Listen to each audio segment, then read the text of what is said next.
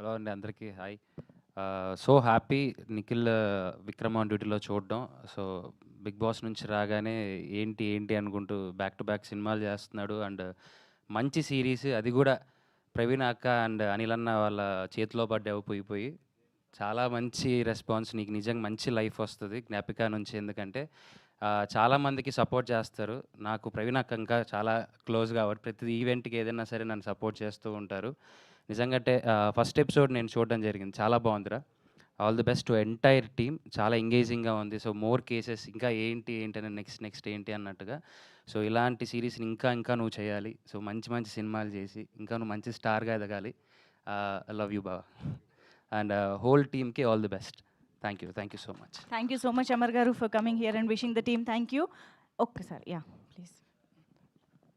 Sorry, ఈ ఫంక్షన్కి మనం కెమెరామెన్ డిఓపి రాలేదు, సంతోష్ పాండి.